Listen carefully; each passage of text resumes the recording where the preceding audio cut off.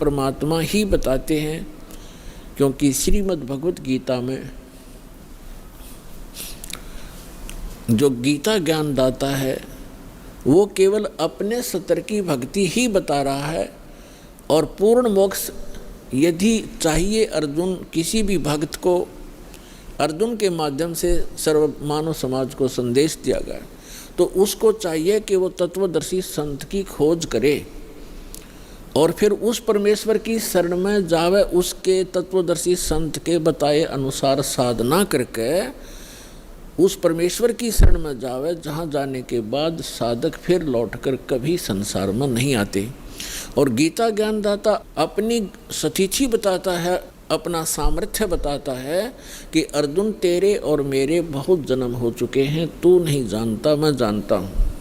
श्रीमद् भगवत गीता अध्याय नंबर 4 के श्लोक नंबर 5 और 9 में, श्रीमद् भगवत गीता अध्याय नंबर 2 के श्लोक 12 में, गीता अध्याय नंबर 10 के श्लोक नंबर 2 में गीता ज्ञानदाता स्पष्ट करता है कि अर्जुन तेरे और मेरे बहुत जन्म हो चुके हैं, तू नहीं जानता मैं जानता हूँ। और अपनी साधना बताते हैं गीता अध्याय नंबर 8 के श्लोक नंबर 13 में, ओम इति एकाक्षरम ब्रह्म व्यवहारन माम अनुसमरन ये प्रयाति तजन देहम स याति परमाम गतिम। गीता ज्ञानदाता ये ब्रह्म है, श्री कृष्ण जी के अंदर प्रवेश करके बोलता है, ये ऐसे ही छल करता है। गीता अध्याय नंबर 4 के श्लोक नंबर 9 में ये स्वयं कहता है कि मेरे कर्म और जन्म दिव्य हैं, अलौकिक हैं, तो ये इसके कर्म हैं। गीता अध्याय नंबर 7 के श्लोक नंबर 24-25 में स्वयं स्वीकार करता है कि अर्जुन मैं अपनी योग माया से छुपा रहता हूँ, मैं कभी किसी के समक्ष अपने यथार्थ रूप में नहीं आता, और ये मूर्ख लोग जन समुदाय मुझे कृष्ण रूप में, व्यक्ति रूप में आया हुआ मान रहे हैं। मैं कृष्ण नहीं हूँ। भूत की तरह, प्रेत की तरह बोल रहा था उसके अंदर कि मैं कृष्ण नहीं हूँ, मैं तो अपनी योग माया से छुपा रहता हूँ। गीता अध्याय नंबर 11 के श्लोक नंबर 32 में कहता है कि अर्जुन मैं काल हूँ और अब मैं परवर्त हुआ हूँ, अब आया हूँ। श्री कृष्ण जी तो पहले विद्यमान थे, उन्होंने पहले कभी अपने आप को काल नहीं कहा और उसके बाद फिर कभी अपने जीवन में अपने आप को काल नहीं कहा। ये काल है, इसको ब्रह्म भी कहते हैं, सरपुरुष भी कहते हैं, सरब्रह्म भी कहते हैं, ज्योत स्वरूपी निरंजन भी इसी को कहते हैं। तो ये कहता है कि मेरा तो एक ओम मंत्र है, और ये कहता है कि मेरे जन्म और कर्म अलौकिक हैं।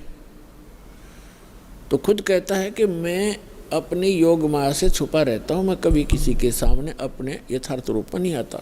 तो श्री कृष्ण में प्रवेश करके ये ब्रह्म बोल रहा है, सरपुरुष बोल रहा है। 8वें अध्याय के 13वें श्लोक से भी स्पष्ट हो जाता है, ओम इति एकाक्षरम ब्रह्म व्यवहारन माम अनुसमरण। माम ब्रह्म, मुझ ब्रह्म का केवल एक ओम अक्षर है, उच्चारण करके सिमरण करता हुआ यह प्रयाति तजन देहम, जो शरीर त्याग कर जाते हुए इसी का सिमरण करता हुआ जाता है, स याति परमाम गतिम, वह परम गति को प्राप्त होता है। यानी ओम से मिलने वाली जो परम गति है, ओम से मिलने वाली परम गति क्या है? ब्रह्मलोक में जाता है साधक। और आज तक के ऋषि महर्षियों को इस ओम से आगे कोई मंत्र का ज्ञान नहीं था, और ब्रह्म को ये संपूर्ण पूर्ण परमात्मा माना करते थे।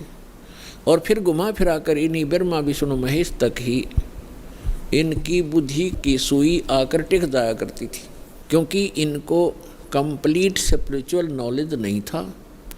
कारण क्या है कि वेदों में ज्ञान तो उस पूर्ण परमात्मा का अधिक है, ऐसे ही श्रीमद् भगवत गीता में ज्ञान तो पूर्ण परमात्मा का ही अधिकतर है, लेकिन पूजा की विधि केवल ब्रह्म तक की है।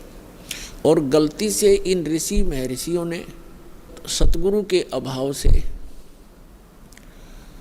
इस ब्रह्म को पूर्ण परमात्मा भी कह दिया, इसको पूर्ण ब्रह्म भी कह दिया, इसी को पूर्ण ब्रह्म मान लिया ब्रह्म को, जबकि ये स्वयं स्वीकार करता है कि वो परम अक्षर ब्रह्म तो कोई और है, मुझसे भिन्न है, और उसकी साधना करने से पूर्ण मोक्ष होता है।